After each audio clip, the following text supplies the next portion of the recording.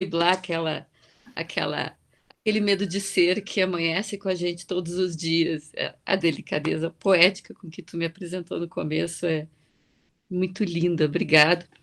Obrigado, povo de João Pessoa. Eu tive o privilégio de estar aí uma vez há muitos anos. Infelizmente, durante um dia apenas, uma vontade imensa de voltar. A uma cidade que eu achei uma versão muito melhorada da minha. Ela lembra em alguns aspectos a nossa aqui, mas de uma forma mais delicada, como um gaúcho jamais sabe ser. Bom, eu vou partilhar com vocês algo que eu ainda não sei. Uma forma de amor que eu tenho escrito num ensaio, e é um ensaio que insiste em ficar ainda pendurado no ar com várias colocações que talvez vocês me ajudem a juntar, e que é sobre uma específica forma de amor que é das que mais ocupa o consultório de um psicanalista, o amor de mãe e filha, o amor de filha pela mãe. O Freud, depois de muito perguntar o que era uma mulher e ficar tratando as mulheres como um continente inacessível, negro, nas obscuridade, etc., etc., acabou admitindo que talvez o que mais ocupa uma mulher, ou que perdura na sua vida inteira, seja o enigma, a obsessão pelo amor entre ela e a própria mãe, como um caminho de desconhecimentos e enigmas e desejos que perduram uma vida sem cura para essas inquietudes. A gente cansa de ver na clínica mulheres que dedicam sua vida até o fim dela à busca do amor materno, né? Todo mundo quem vive da escuta sabe o quanto é necessário ajudar nossas pacientes mulheres a desembarcar da obsessão por ser amadas pela sua própria mãe, por parecer-se com ela ou parecer-se ao contrário dela, por encontrar um lugar, uma via de diálogo que é para sempre truncada e que sempre persiste enquanto um caminho que se quer percorrer, mesmo que mãe e filha não se vejam nunca mais ao longo de uma vida, esse diálogo vai permanecer dentro da cabeça de uma filha e muitas vezes obstruindo caminhos, ele precisa ser redobrado numa análise. Então, eu vou me dedicar a esse amor, né? Eu sei que não é um amor óbvio, mas é um amor de fundação. É um amor de fundação para todas as mulheres, é um amor de fundação para todos nós, como todo mundo que estuda psicologia e psicanálise sabe, mas para as mulheres persiste enquanto um enigma.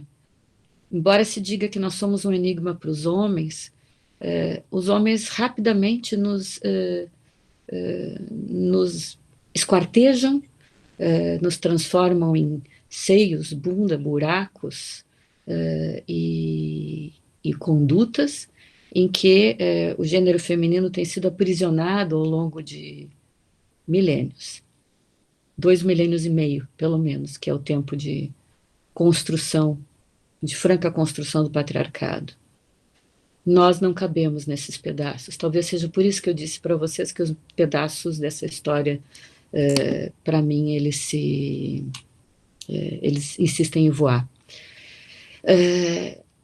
Mas eu quero partilhar com vocês, eu vou fazer uma coisa que eu raramente faço, que é ler trechos desse ensaio que eu estou tentando escrever. Engraçado, tentando escrever combina com a palavra ensaio, que é o gênero que eu mais gosto de praticar, porque a gente está sempre se ensaiando a dizer alguma coisa, que, como a gente sabe, na escuta psicanalítica nunca termina de dizer, graças a isso pode continuar falando, né? Então, eu vou me centrar hoje, basicamente, em uma cena de Clarice Lispector, que é uma cena minúscula dentro dos seus contos, eu vou descrever com mais detalhe depois. É uma cena na qual a mãe vai visitar a filha na sua casa, chega a hora da mãe ir embora, e a filha vai levar num táxi a mãe para a estação. Dentro desse trajeto, o táxi dá um solavanco e elas se chocam uma com a outra. Elas se esbarram uma na outra. E aí acontece alguma coisa, se transmite algo da ordem de uma feminilidade transmissível, que vai ser o enigma da nossa fala, de por onde passa a identidade feminina, pela via desse amor, esse amor que é incógnita de uma vida, principalmente de uma mulher. Por isso que eu chamei esse trabalho de O Legado de uma Força Estranha. Deixa eu ver se eu consigo mudar o esquema para ver vocês um pouco.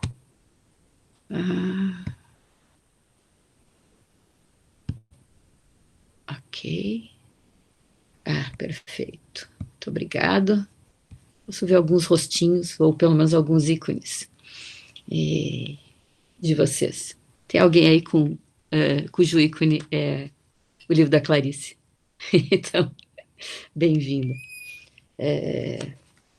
Bom, vou ler um pouquinho para vocês. Maria, quanto tempo nós temos? Nós temos 2 horas. Opa, tranquilo. Não sei se vocês vão me aguentar todo esse tempo, mas vamos lá. Vamos lá. Ao nascer em um corpo de mulher, recebemos uma herança indesejável de séculos de opressão e desvalia. Nos tradicionais papéis femininos, há o destino de ser rainhas do lado avesso de um lugar, aquilo que a Maria descrevia também, né? O lar não é para onde se leva a própria identidade para passear em roupas de domingo. Pelo contrário, na intimidade doméstica, se ocultam as roupas encardidas, os remendos, o lado de dentro das costuras. As partes inconfessas, as covardias, fragilidades, ambiguidades morais e egoísmos de cada um. O lar é o eterno bastidor, enquanto a vida destina-se ao palco. Rainha das coxias, o poder da mulher acostumou-se a acontecer atrás dos biombos da sociedade. A linguagem das habitantes desses espaços é silenciosa. É feita de gestos, olhares e cochichos. As mulheres, quando a gente está em uma situação pública, dão suas fugidas, recolhem-se juntas para o banheiro de uma festa ou de um bar, para a cozinha de um jantar, para outro aposento sob qualquer desculpa, só para dizer-se entre elas do subtexto de cada evento. Sempre algo não explícito para partilhar. Entre elas, tudo tem um antes, para falar dos anseios, e também um depois, onde passam e repassam o ocorrido, ampliando entre si o significado do que viveram em público. Os homens podem ficar em cena, eles ficam lá na mesa, eles não vão no banheiro, eles não vão na cozinha, eles ficam em cena o tempo todo. Eles supõem que ali é o lugar para qualquer coisa que eles queiram fazer ou dizer. Nós não. Nos camarins da vida, as mulheres lhes garantem aos homens os figurinos, editam, ajudam a decorar e até criam o texto de seus personagens. Elas é que são o lado avesso da costura deles. A comunicação entre as mulheres é vista com muito preconceito. Somos consideradas fofoqueiras, alcoviteiras, cri-cris. Nossa conversa é de lavadeiras. De fato, ninguém conhece melhor a roupa suja que se lava em casa, metaforicamente falando. Todo esse desprezo é sintomático do caráter inquietante dos diálogos femininos. Esse tabu atinge também as conversas entre mães e filhas. É essa incomunicabilidade de que eu falava. Nós também achamos que a nossa conversa é perigosa. Mães e filhas que têm tanto para se dizer e, via de regra, calam, trocam olhares ou farpas em vez de palavras. Existe uma espécie de teste que mais vale pela polêmica que retrata do que pelo teste em si. Não sei se vocês alguma vez ouviram falar do teste de Bechdel. O teste de Bechdel é uma piada. Ele nasce a partir de um quadrinho de uma escritora de graphic novels, de novelas gráficas, que eu gosto muito, que é a Aline Bechdel. Ela é é uma autora que introduziu uma linguagem, ajudou a introduzir a linguagem na novela gráfica, nos quadrinhos, e que introduziu muito da presença da psicanálise e da mulher e do amor entre as mulheres no mundo da literatura de quadrinhos. Gosto muito da Aline Bechdel. E a partir de uma piada dela, nasce o teste de Bechdel, que é uma piada, né? O teste consiste no seguinte: é um teste para ser aplicado para avaliar a misoginia de um filme, quanto um filme avalia o valor de uma mulher.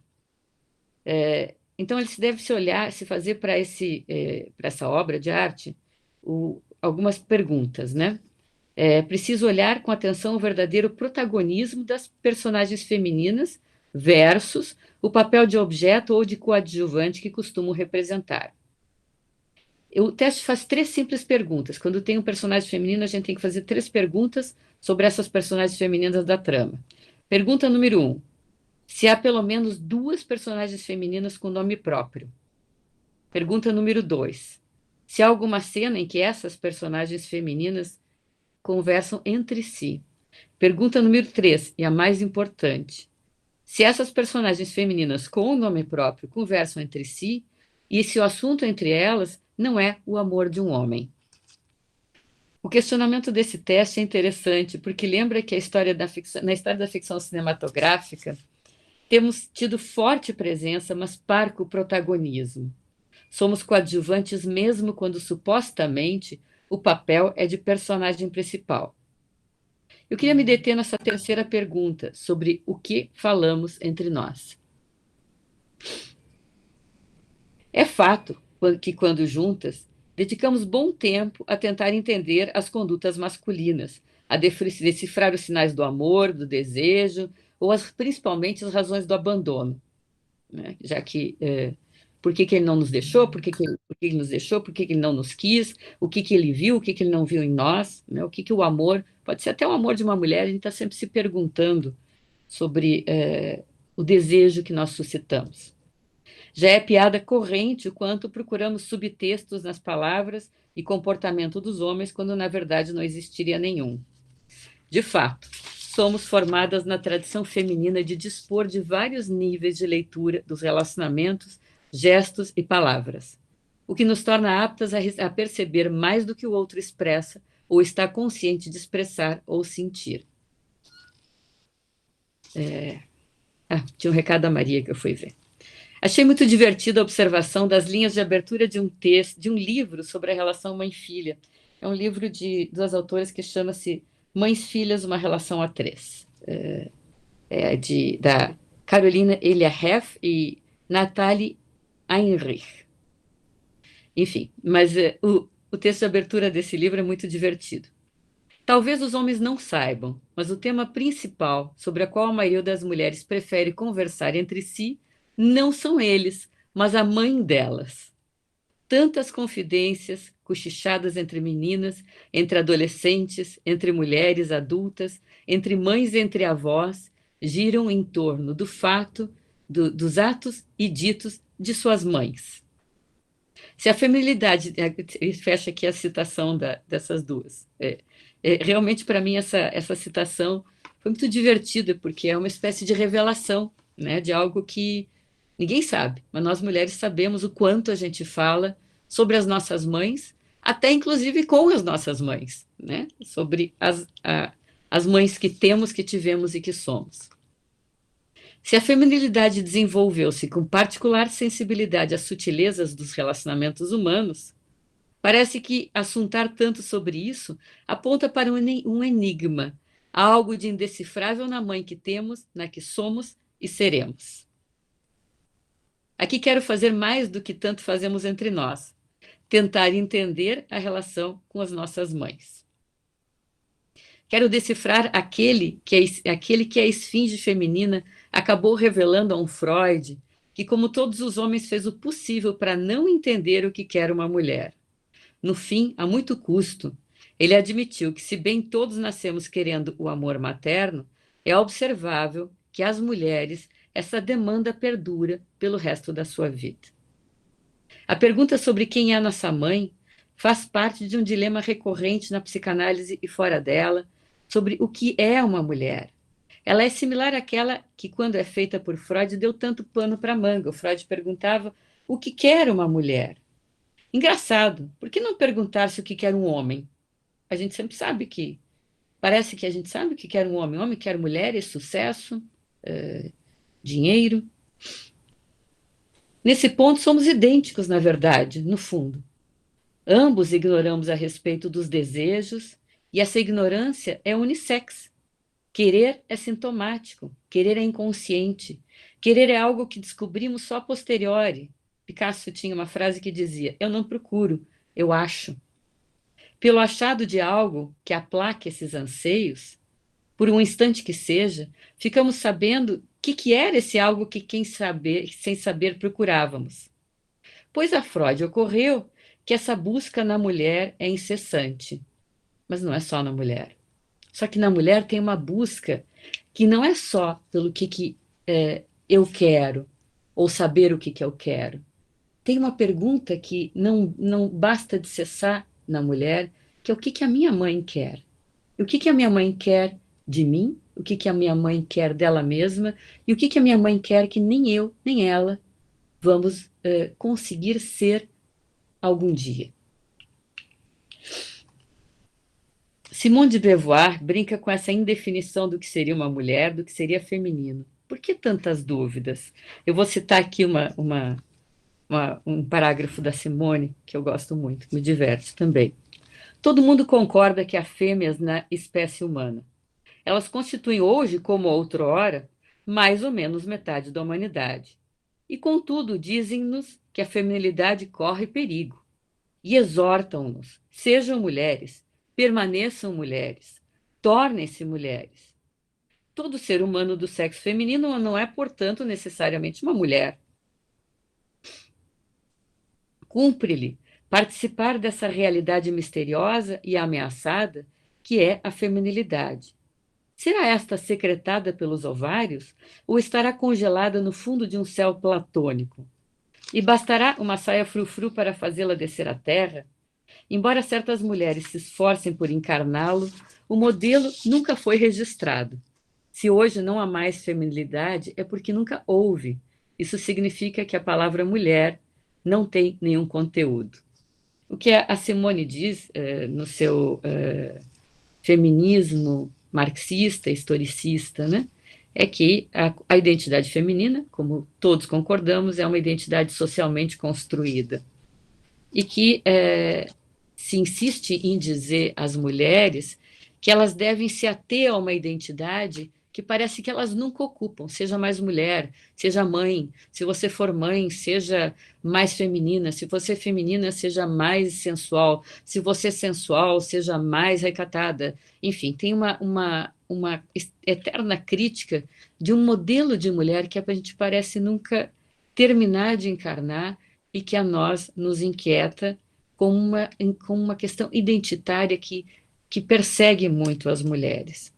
Uma preocupação que eu tenho, que vai perpassar nesse texto, é que no momento que a gente descobre que o gênero é fluido, que o gênero não nasce com o nosso corpo, que o gênero é algo que a gente passa a ocupar ou encarnar de forma mais acentuada, o feminino ou o masculino, de forma mais sutil ou de forma mais diluída, embora esse gênero não esteja em nenhum céu platônico, como diz a Simone de Beauvoir, há algo do corpo da mulher que eu temo que deixe de ser falado no momento em que a gente tem consciência de que a feminilidade ou a masculinidade não é secretada pelos hormônios femininos ou pela testosterona. Há algo no corpo da mulher que a gente nunca pôde falar, que a gente nunca pôde dizer, que a gente concordou com que os homens ignorassem durante milênios a forma a forma como o feto se gera dentro de nós, a participação dos ovários, a existência dos ovários, a existência da participação da mulher na construção da sua criança. A gente permitiu em silêncio que os homens ignorassem durante milênios o que é o nosso corpo e nunca contou. E agora Eu temo que, porque a gente sabe que o gênero não nasce secretado pelo corpo, a gente continue não contando o que é o nosso corpo. Então, eu tenho me batido para que a gente possa falar um pouco do nosso corpo, falar um pouco do que é secretado pelos hormônios, que não nos faz mulheres, nem faz com que alguém que não tem esses hormônios não possa ser uma mulher, mas que nos coloca enigmas. Não é secretado pelos hormônios, é uma vivência, é um algo que ocupar um corpo feminino, que pode ser um corpo feminizado mesmo que a gente tenha nascido homem, mas que é da experiência do feminino e que a gente precisa poder falar sobre isso, poder fugir de uma eterna, de um eterno apagamento que não pode voltar a acontecer só porque agora a gente considera o gênero fluido. Não podemos cair em um novo tipo de apagamento de um sentimento que é próprio da feminilidade, que não precisa ser propriedade exclusiva das mulheres, mas do qual a feminilidade pode dizer, de um erotismo que é próprio da feminilidade. E é disso que eu estou querendo falar hoje.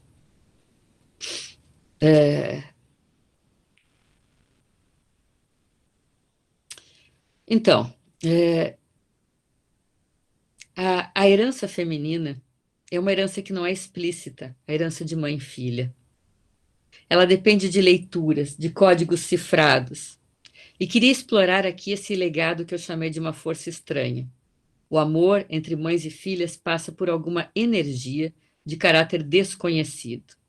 Essa é uma história de amor intenso, subversivo e transmissível de geração em geração. Então, eu vou contar a mãe e filha, versão Lispector, aquela cena que eu falava para vocês no começo. Vou contar uma cena do conto Laços de Família, de Clarice Lispector. Nela, após 2 semanas de visita de uma mãe à casa da filha, nas quais essa mãe passa constantemente criticando a maternidade dela, insistindo em que o neto estava magro e nervoso, finalmente chega a esperada hora da mãe partir. No táxi, Catarina, a filha, acompanha Severina, a mãe, até a estação de trem, quando acontece uma manobra brusca que joga uma contra a outra. O instante desse impacto de dois corpos que um dia foram um só revelou-se uma experiência sinistra. A filha, nesse impacto, com o choque, né, que o carro produz entre elas, choca-se com algo de si mesma. No coração da relação das mulheres entre si, há sempre esse fantasma de mãe e filha que contém cumplicidades, mas também contém vertigens. No carro, a caminho da partida, a mãe não cessava de perguntar-se e de perguntar à filha se esqueceu de alguma coisa. É assim que Clarice descreve o momento do choque. Uma freada súbita do carro lançou-as uma contra a outra e fez despencarem as malas. Ah! Ah! Exclamou a mãe, como a um desastre irremediável. Ah! Dizia balançando a cabeça em surpresa, de repente envelhecida e pobre. E Catarina? Catarina olhava a mãe e a mãe olhava a filha, e também a Catarina acontecera um desastre, porque de fato sucedera alguma coisa. Seria inútil esconder. Catarina fora lançada contra a Severina em uma identidade de corpo há muito esquecida, vinda do tempo em que se tem pai e mãe, como se mãe e filha fossem vida e repugnância. Não, não se podia dizer que amava sua mãe. Sua mãe lhe doía, era isso. Fecha aqui a citação de Clarice. Clarice deduz que esqueceram, sim, como a mãe se perguntava, ambas. Elas esqueceram de dizer uma à outra: sou tua mãe, sou tua filha. Clarice que diz isso. As palavras que faltaram, sempre faltaram, foram supridas à beira de uma separação, à porta do trem, pelo eloquente choque dos corpos. O que falta dizer entre a mulher mãe e a mulher filha? Não se trata de falta de ditos. Quase todas as filhas queixam-se das observações, geralmente depreciativas e misóginas das suas mães. Na tradição da maternidade, as descendentes mulheres couberam as críticas mais ferinas. Aos olhos maternos, a filha sempre padeceu de insuficiência. Quer seja pela aparência, quer seja pelo que deixa de conquistar, independente de sua beleza ou sucesso. Pelo menos é assim que qualquer filha costuma sentir-se vista pela sua mãe, quer ela seja de fato vista assim ou não. Num ciclo que vinha se renovando de geração em geração, e eu penso que isso se modificou, mães repetiam as maldades que nunca esqueceram de ter sofrido quando eram filhas, insistindo no remédio amargo de que a crítica é para o teu bem. Numa tradição de descendentes, numa tradição que ainda demora em desaparecer, mas está em vias de desaparecer, a desvalia feminina sempre foi projetada nas descendentes. Um legado de autocríticas que passa de geração em geração. As mães esperam que suas filhas vão além do que elas puderam, mas as recriminam pelo tanto que deixaram de levar adiante. Algo como não se separou, algo como não se submeta ao casamento triste como eu fiz, mas que terrível que você se separou. Ao ir adiante na conquista da liberdade, cada geração carrega uma espécie de vergonha da anterior. As mais antigas, resta o sentimento de fracasso, pois sempre são poucas as que conseguem traçar para si uma trajetória muito avançada em relação às mulheres do seu tempo. Mas nem só de antepassadas misóginas ou antagonistas vive uma mulher. Na linha do tempo de cada uma, costuma haver uma ou mais figuras míticas. Ela pode ser a própria mãe, mas ela pode ser uma avó, uma bisavó, uma tataravó, uma tia de qualquer grau, uma amiga da família, uma irmã mais velha, enfim, alguma que é considerada fonte de inspiração, de onde se tiram forças para revolucionar a condição feminina. Precisamos muito de figuras com quem possamos nos identificar. Então, por que a relação mãe-filha seria particularmente marcada pelos boicotes? No reino do patriarcado, os homens estão sempre seguros, convencidos de ter um lugar no mundo, principalmente graças à superioridade que foram convencidos de ter em relação às fêmeas da espécie.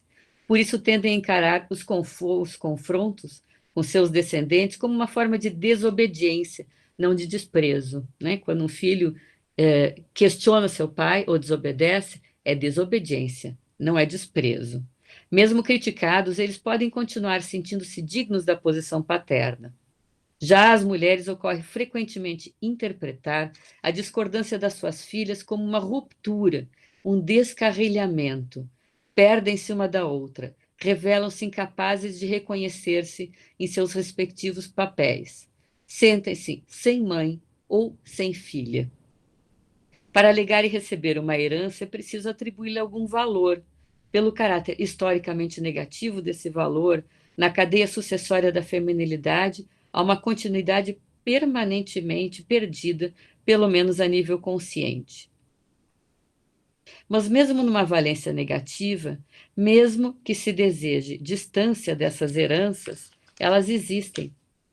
Né? Mesmo que a gente queira ser mulheres tão diferentes das gerações anteriores, no sentido de que o feminismo ele caminha, ele não caminha, ele corre, e é justamente os avanços do feminismo que têm provocado todos os retrocessos e as regressões que a gente tem visto na nossa sociedade, esse machismo, essa barbárie que tem se perpetrado, ela existe como uma reação ao feminismo incontornável, às conquistas feministas que não têm volta das últimas décadas, ou, digamos, talvez, no máximo do último século. Né? Então, a herança entre pais e filhos, ela é complicada, né? Porque quem herda não quer se pensar idêntico ao seu antepassado. Quem herda quer se pensar original. Né? Por isso que o Winnicott dizia que a gente precisa, que só existe uma forma de ser original, mas mediante a existência de alguma tradição. Ou seja, tem que ser original em relação a alguma coisa. A gente não quer ser igual aos antepassados, mas precisa ter o que legar. E a quem lega uma herança, é muito importante ver-se na continuidade, mas muitas vezes nós vemos essa herança do outro como uma usurpação, como que o outro leva adiante algo que deixamos de ter. Isso é muito nítido na juventude, né? Dos filhos, né? Que eles levam algo que nós lhes ensinamos, mas que deixamos de ser e que, de alguma forma, a gente não gostaria de continuar sendo, né? As mulheres, principalmente, que tiveram identificadas a sua maturidade com a, a bruxonildice, né? Quanto mais velhas, mais bruxas, justamente porque se teme o que nós somos quando não somos apenas mães, se teme a nossa posição de desejo, que não é apenas o desejo por um homem ou por um filho, se teme a independência do nosso ser ou a persistência do nosso erotismo para além da maternidade, as mulheres têm tentado parecer jovens justamente para fugir dessa perenidade da nossa existência para além da nossa existência admissíveis como objeto de desejo dos homens ou como mães, né? Então, nós temos tido dificuldade de encarar o nosso legado para as mulheres mais jovens como algo que é a passagem digna de uma herança e vivemos isso muitas vezes como uma usurpação, né? Então, de que forma a feminilidade em particular tem se colocado em relação a esse legado? Na falta de um discurso que legitime a passagem de dons e valores, nós temos passado isso muito na negatividade, somos mulheres diferentes das nossas antepassadas, somos mulheres mais livres do que as nossas antepassadas, somos mulheres mais independentes, autodeterminadas e senhoras de si, de nós mesmos do que as nossas antepassadas, é um legado negativo, como vocês veem, né?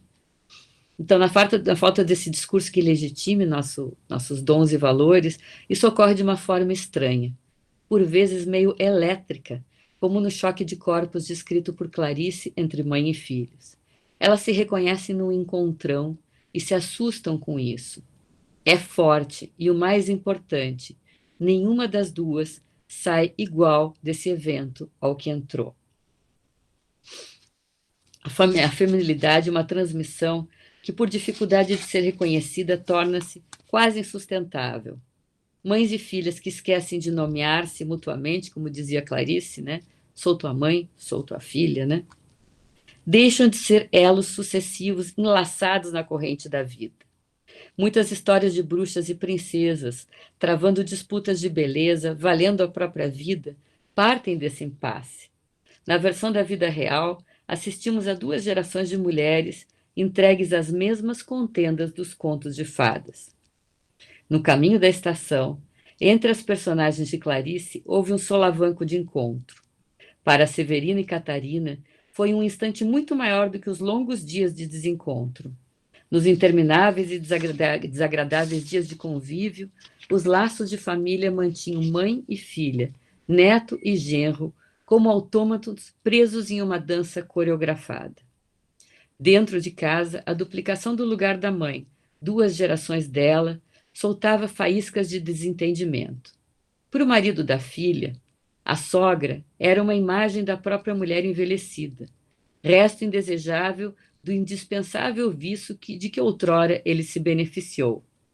Para a filha, a mãe parecia uma ameaça do inevitável esvaziamento de duas potências, a do corpo jovem e desejável e a de ser essencial para os filhos pequenos. A própria mãe é para a mulher o encontro com a certeza de que os papéis tradicionalmente femininos têm prazo de validade muito curto. Verá na sua trajetória caminhos possíveis, quer pela via da depressão na maturidade, quer pelas tantas renegociações que a vida exige com a identidade e os desejos. A trajetória feminina é fortemente marcada pelos ciclos da fertilidade, pelo seu surgimento e desaparecimento.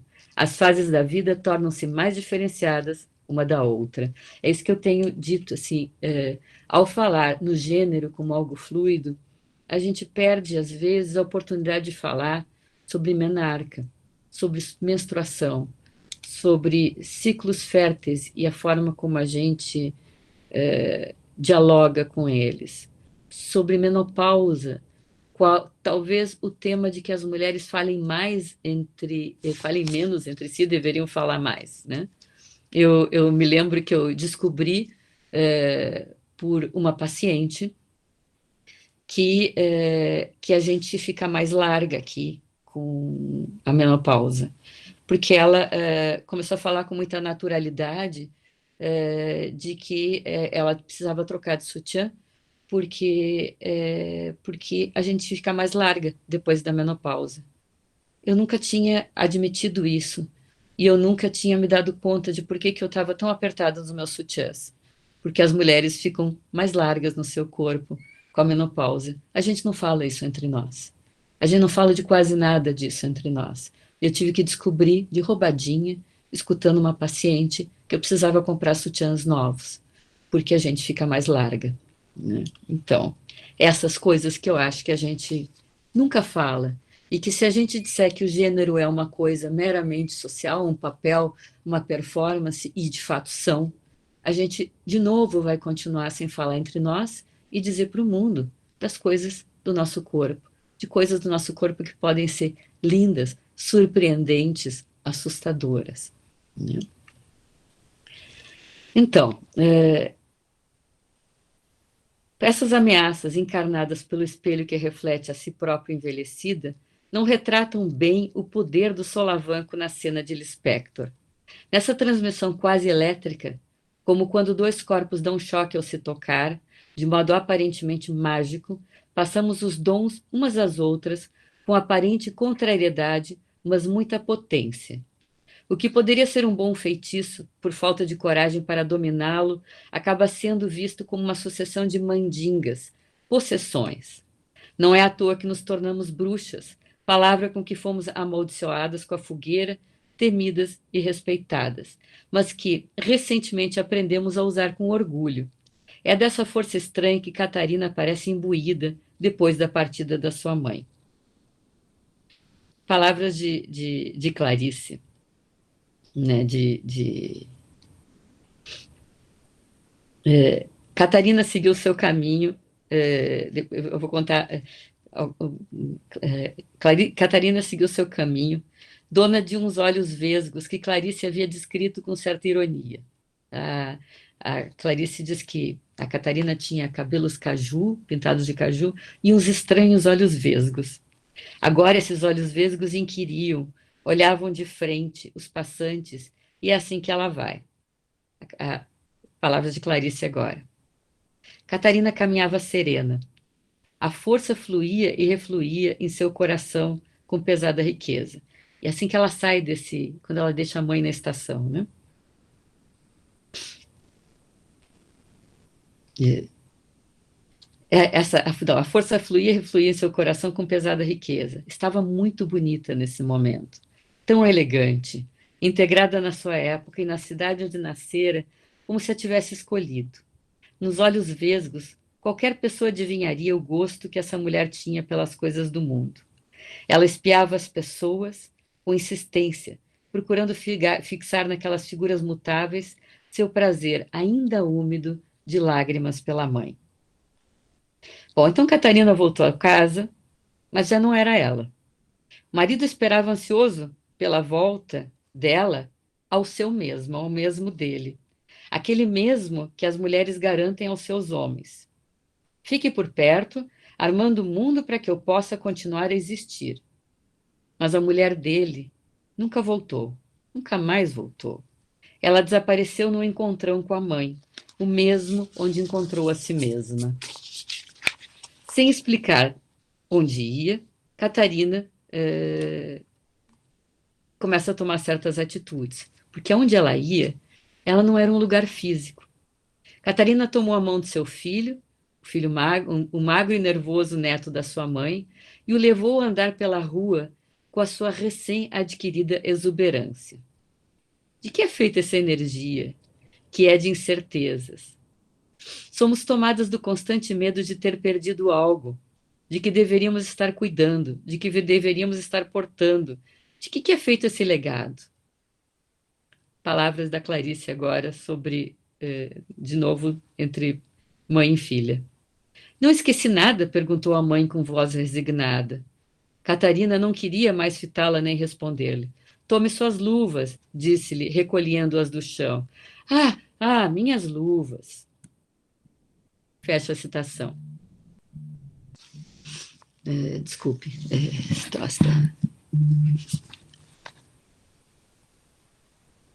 só desligando um telefonema que está nos interrompendo aqui. Sim.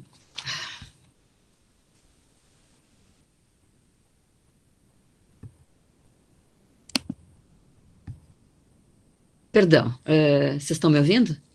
Perfeitamente, Diana. Um telefonema interrompeu aqui coisas desses encontros virtuais, né? Muito chatas, né? Então, sim, de algo estamos sempre em falta para sentir-nos seguras no mundo.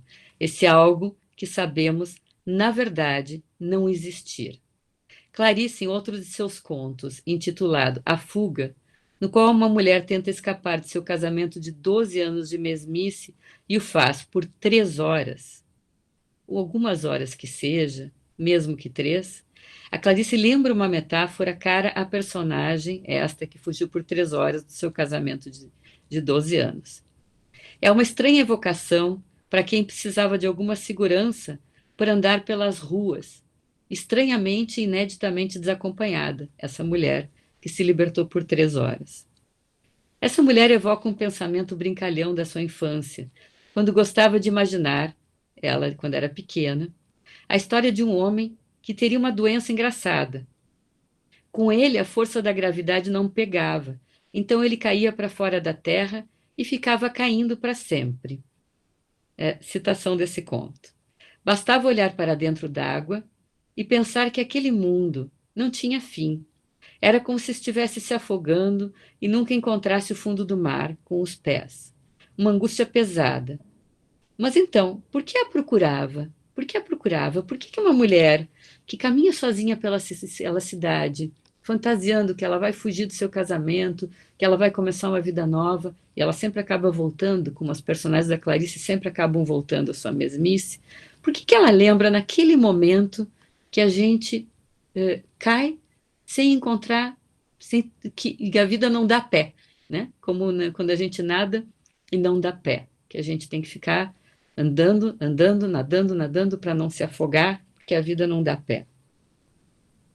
Fica claro, claramente e esclareciando, que partilhamos a consciência da falta de chão, esse ponto firme que os homens acreditam encontrar em suas mães, e que as filhas um dia compreendem inexistir. O momento do encontrão é quando uma mãe e uma filha estão suficientemente maduras, cada uma a seu tempo, para admitir que nunca encontraremos nossas luvas, que as mãos seguem soltas para carícias em um corpo que nunca é mapeado. Carícias em um erotismo difuso, de uma pele que pode eriçar-se em todo o seu corpo. Um toque que todo bebê sentiu como o prazer mais esquecido e lembrado de uma vida.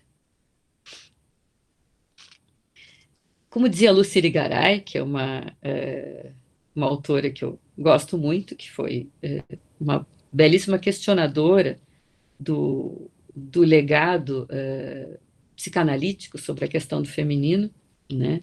Ela dizia que uma mulher se toca o tempo todo, sem que seja possível proibi-la de o fazer, já que seu sexo é constituído por 2 lábios que continuamente se beijam. Desse modo, ela já é 2, não divisíveis em uma, que se afetam. Fecha parênteses da Lucy Irigaray. Quão diferente é essa autopercepção, cujo erotismo não é o da percepção de partes do corpo organizadas e reduzidas a um limitado elenco que se apresenta como em um pobre espetáculo de variedades. É assim que o olhar masculino reduz o seu objeto de desejo. Mas a mulher é dona de um corpo cujo erotismo é táctil, mais do que escópico, cujo corpo faz mais do que conter, esperar, que deixa que um corpo que não deixa limitar-se a um envelope que dá forma e sentido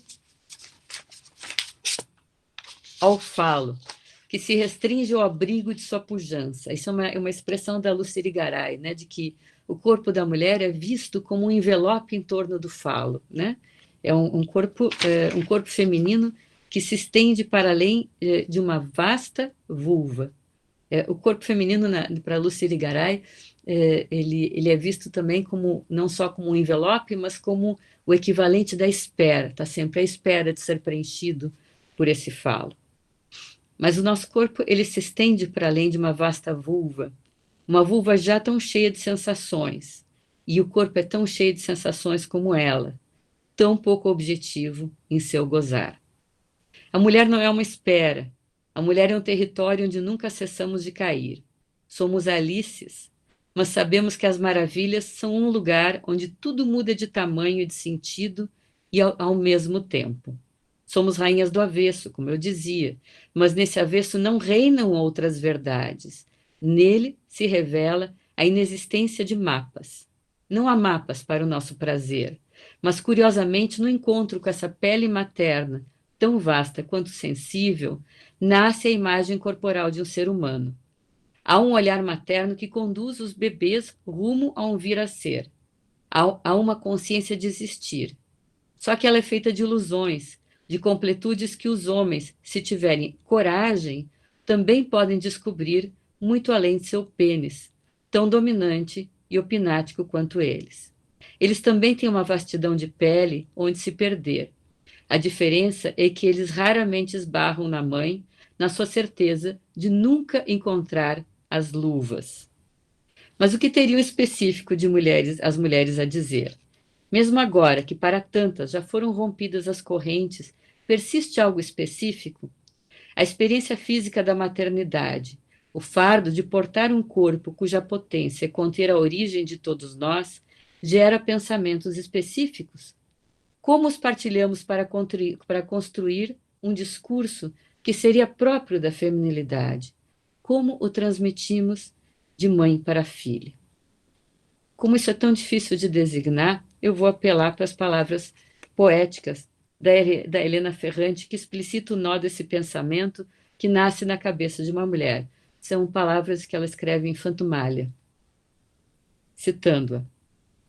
Precisamos aprender a falar com orgulho da nossa complexidade, aprender a se perder no que é penoso e complexo.